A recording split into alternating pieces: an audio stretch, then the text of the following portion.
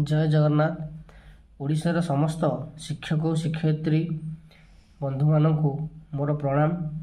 आजिकार ये वीडियो रे आमे संविधान विषय केतोटी प्रश्नर आलोचना करिबा।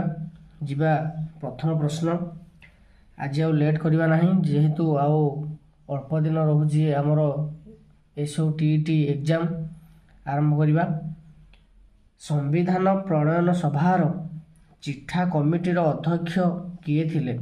संविधान प्रणयन सभार चिठा कमिटीर अध्यक्ष किए थिले ना? यार सठिक उत्तर हम भीमराव आंबेडकर, जहाँ को संविधान प्रतिष्ठाता बोली कहा जाए। एबे जिबा क्वेश्चन नंबर 2। केउ मसीहारे मर्ले मिंटो शासन संस्कार आईन प्रवर्तित होता? गुरुत्वपूर्ण प्रश्न। केउ मसीहारे मर्ले मिंटो शासन संस्कार आईन प्रवर्तित थिला ना? यार सठिक उत्तर है 1909 मसीहा। 1909 मसीहा। एबे जिबा क्वेश्चन नंबर 3। भारत को कैबिनेट मिशन केबे आसीथिले? भारत को कैबिनेट मिशन केबे आसीथिले ना? 1946 ख्रीष्टाब्द। सठिक उत्तर होइछि 1946 ख्रीष्टाब्द रे भारत को कैबिनेट मिशन आस्थिले। एबे जिबा क्वेश्चन नंबर 4। पिला माने क्वेश्चन नंबर 4 रो प्रश्न होला, भारतर जातीय कांग्रेस रो प्रथम सभापति किए थिले? भारतर जातीय कांग्रेस रो प्रथम सभापति उमेश चंद्र चटर्जी। एबे जिबा क्वेश्चन नंबर 5। जालियानवालाबाग हत्याकांड केउ सामरिक ऑफिसर घटाई थिले? यह होची गोटे कला दिवस रूपे ताकू मध्य कहा जाए। जालियानवालाबाग हत्याकांड अति निर्मम हत्याकांड जोटा कि पंजाब रो अमृतसर ठारे होइथिला। यार ये जो जालियानवालाबाग हत्याकांड केउ सामरिक ऑफिसर घटाई थिले ना? General Dyer. ये जनरल डायर जेतेबेले ऑर्डर देथिले तांकर पुलिस मानकू, से माने अतर्कित गोली आक्रमण करथिले। माने सीमाहीन जनता आम भारतर माटी रे मिसी जाइथिले। 6 नंबर प्रश्न जिबा। केउ आईन बलरे इंपोरियल विधान परिषद गठन करागला? केउ आईन बलरे इंपोरियल विधान परिषद गठन करागला? यार सठिक उत्तर होउची 1861 मसीहा भारतीय परिषद आईन बलरे विधान परिषद गठन करागला। एबे जिबा क्वेश्चन नंबर 7 को। संविधान प्रणयन सभार सभापति किए थिले? संविधान प्रणयन सभार सभापति किए थिले ना? डॉक्टर राजेंद्र प्रसाद, जी आम भारतर प्रथम राष्ट्रपति। एबे जिबा क्वेश्चन नंबर 8 को।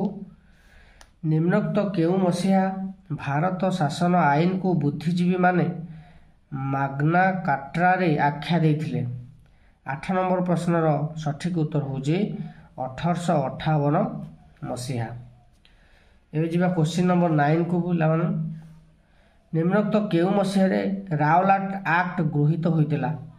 रावलाट एक्ट ना? यार सठिक उत्तर होउची 1919 मसीहा रे रावलाट आईन गृहीत होइतिला। Question number 10। निम्नोक्त केउ मसीहा रे बंग प्रदेश को विभाजन करागला? बंग प्रदेश जोटा बांग्लादेश नाम रे परिचित।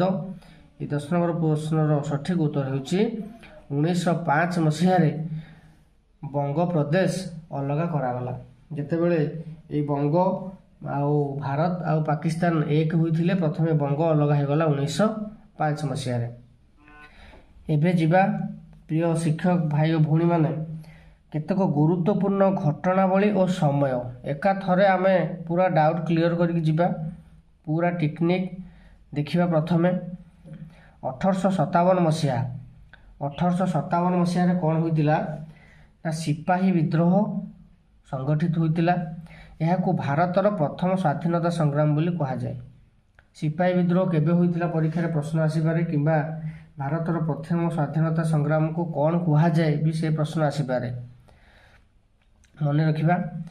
एवं द्वितीय मसीहाटी को देखंतु 1858, तार पर वर्ष कौन होइतिला ना? भारत शासन आईन को माग्ना कार्टा आख्या दिया जाइथिला।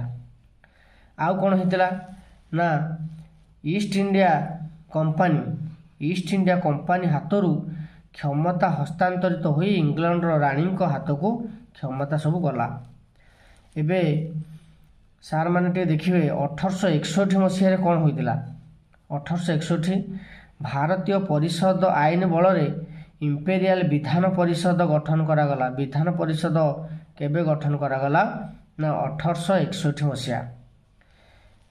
ତାପରେ ଯେଉଁ ମସିହାଟି ଅଛି ଦେଖନ୍ତୁ 1885 ଆଲାନ ଅକ୍ଟାଭିଆନ ହ୍ୟୁମଙ୍କ ଉଦ୍ଦେଶ୍ୟରେ ଭାରତୀୟ ଜାତୀୟ କଂଗ୍ରେସ ସୃଷ୍ଟି ହେଲା। ଆମର ଯେଉଁ ଜାତୀୟ କଂଗ୍ରେସ ଅଛି ଏହା 1885 ମସିହାରେ ସୃଷ୍ଟି ହୋଇଥିଲା। ଇମ୍ପୋର୍ଟାଣ୍ଟ ପ୍ରଶ୍ନ। 1892 ମସିହାରେ କ'ଣ ହୋଇଥିଲା ନା ଭାରତୀୟ ଶାସନ ସଂସ୍କାର ଆଇନ ବଳରେ ପ୍ରଦେଶମାନଙ୍କରେ ବିଧାନ ପରିଷଦର ପରିସର ବୃଦ୍ଧି କରାଗଲା। ବିଧାନ ପରିସରକୁ ବୃଦ୍ଧି କରାଗଲା। ଏବେ ଯିବା 1905 ମସିହା। ମୁଁ ଟିକେ ପୂର୍ବରୁ କହିଛି ଯେ 1905 ମସିହାରେ ବଙ୍ଗ ବିଭାଜନ ହୋଇଥିଲା। 1909 ମସିହା ହେଉଛି ମର୍ଲେ ମିଣ୍ଟୋ ଶାସନ ସଂସ୍କାର ଆଇନ ଦ୍ୱାରା ମୁସଲମାନମାନଙ୍କ ପାଇଁ ପୃଥକ ନିର୍ବାଚନ ବ୍ୟବସ୍ଥା ପରିବର୍ତ୍ତନ କରାଗଲା। ମର୍ଲେ ମିଣ୍ଟୋ ଶାସନ ସଂସ୍କାର ଆଇନ 1909 ମସିହାରେ ହୋଇଥିଲା। ଏବେ 1919 ମସିହାରେ କ'ଣ ଘଟିଥିଲା ଜାଣିବା। 1919 ମସିହାରେ ଦ୍ୱୈତ ଶାସନ ବ୍ୟବସ୍ଥା ହୋଇଥିଲା ଏବଂ 1935 ମସିହାରେ ବ୍ରିଟିଶ ପାର୍ଲିଆମେଣ୍ଟ ଭାରତ ଶାସନ ଆଇନ ପ୍ରଣୟନ କଲେ ଓ ଏଥିରେ ଭାରତରେ ଏକ ସଂଘ ରାଷ୍ଟ୍ର ସୃଷ୍ଟି କରିବାର ବ୍ୟବସ୍ଥା ରହିଲା। 1947 ଆମେ ତ ଜାଣିଛନ୍ତି ଆମର 1947 ଅଗଷ୍ଟ 15 ହେଉଛି ଆମ ଦେଶ ସ୍ୱାଧୀନ ଲାଭ କଲା ଏବଂ 1947 ମସିହାରେ ବ୍ରିଟିଶ ସରକାରଙ୍କ ପ୍ରତିନିଧି ହିସାବରେ ଲର୍ଡ ମାଉଣ୍ଟ ବ୍ୟାଟେନ୍ ଭାରତ ଆସିଥିଲେ। ଇମ୍ପୋର୍ଟାଣ୍ଟ ପ୍ରଶ୍ନ। ଲର୍ଡ ମାଉଣ୍ଟ ବ୍ୟାଟେନ୍ ଭାରତ କେବେ ଆସିଥିଲେ ନା 1947 ମସିହାରେ। ନେକ୍ସଟ ଯିବା 1919 ମସିହା ଯେଉଁ ଗଲା ସେଥିରେ ରାଓଲାଟ ଆକ୍ଟ ଗୃହୀତ ହେଲା ଏବଂ 1919 ମସିହାରେ ଆଉ କ'ଣ ହୋଇଛି ନା କହିଛି ଟିକେ ପୂର୍ବରୁ ପଞ୍ଜାବର ଅମୃତସର ଜାଲିଆନାୱାଲାବାଗ ଠାରେ ଜେନେରାଲ ଡାୟାରଙ୍କ ଦ୍ୱାରା ଗଣହତ୍ୟା ହୋଇଥିଲା ଏବଂ ଖିଲାଫତ ଆନ୍ଦୋଳନ ମଧ୍ୟ ହୋଇଥିଲା ଏଇ 1919 ମସିହାରେ। ଏବଂ ନେକ୍ସଟ ଯିବା 1947 ଭାରତ ଓ ପାକିସ୍ତାନ ଦୁଇଟି ଅଲଗା ରାଷ୍ଟ୍ର ସୃଷ୍ଟି ହେଲା। 1949 ନଭେମ୍ବର 26 ସମ୍ବିଧାନ ଗୃହୀତ ହୋଇଥିଲା ଏବଂ ତାର ଠିକ୍ 2 ମାସ ପରେ 1950 ଜାନୁଆରୀ 26ରେ ଭାରତର ସମ୍ବିଧାନ କାର୍ଯ୍ୟକାରୀ ହୋଇ ଆସୁଅଛି ଆଜି ପର୍ଯ୍ୟନ୍ତ। 1947 ମସିହାର କେଉଁ ଆଇନ ଯୋଗୁଁ ଇଂରେଜ ସାମ୍ରାଜ୍ୟର ଆଧିପତ୍ୟ ଭାରତରେ ଲୋପ ପାଇଲା? କେଉଁ ଆଇନ ଯୋଗୁଁ ନା ତାର ଆଇନର ନାଁ କ'ଣ ନା ସ୍ୱାଧୀନତା ଆଇନ। କି ଆଇନ? ସ୍ୱାଧୀନତା ଆଇନ। କ୍ୱେଶ୍ଚିନ୍ ନମ୍ବର 2 ପ୍ରତିବର୍ଷ ଅଗଷ୍ଟ କେଉଁ ତାରିଖରେ ପାକିସ୍ତାନରେ ସ୍ୱାଧୀନତା ଦିବସ ପାଳନ ହୁଏ? ଇଏ ହେଉଛି ଅଗଷ୍ଟ 14 କିନ୍ତୁ ଏ ପ୍ରଶ୍ନ ଆମ ପାଇଁ ଗୁରୁତ୍ୱପୂର୍ଣ୍ଣ ନୁହେଁ। 3 ନମ୍ବର ପ୍ରଶ୍ନ 1946 ମସିହା ଡିସେମ୍ବର ମାସରେ କେଉଁ ଡ୍ୟାସ୍ 1946 ମସିହା ଡିସେମ୍ବର ମାସରେ ଡ୍ୟାସ୍ ଭାରତ ସମ୍ବିଧାନର ଅବଜେକ୍ଟିଭ ରିଜଲ୍ୟୁସନ୍ ଆଗତ କରିଥିଲେ? ଏହାର କିଏ ନା ଜବାହରଲାଲ ନେହେରୁ।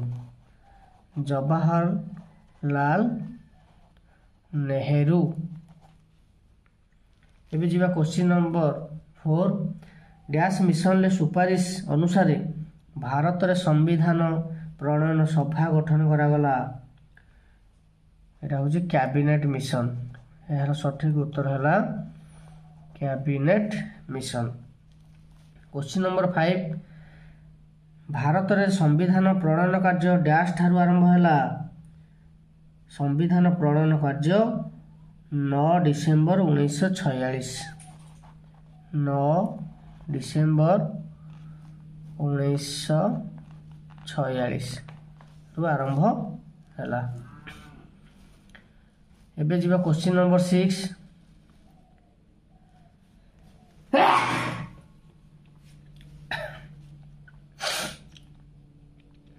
ଏବେ ଯିବା କ୍ୱେଶ୍ଚିନ୍ ନମ୍ବର 6 संविधान प्रणयन सभार मोट सभ्य संख्या केते थिला 389। संविधान प्रणयन सभार मोट सभ्य संख्या थिले केते 389। 7 नंबर प्रश्न जीवा डैश आईन ले ब्रिटिश सरकार विभाजन और शासन नीति प्रतिफलित होइतिला। 7 नंबर प्रश्न होची भारत शासन आईन 1935 भारत शासन आईन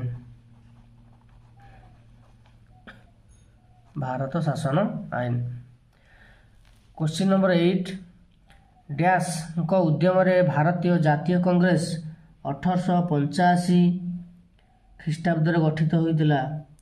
एहार सठिक उत्तर होची ना कहा उद्यम रे Allan Octavian Hume. Allan Octavian Hume Allan Octavian Hume उद्यम रे जातीय कांग्रेस 1885 ख्रीष्टाब्द रे गठित होइतिला।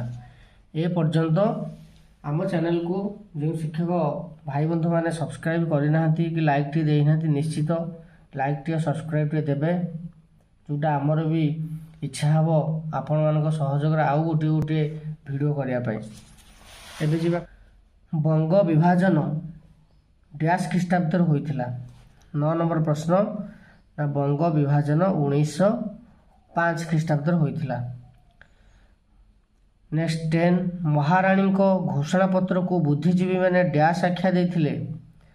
महाराणी माने जो घोषणा पत्र को बुद्धिजीवी मैंने कौन कहते ताको माग्ना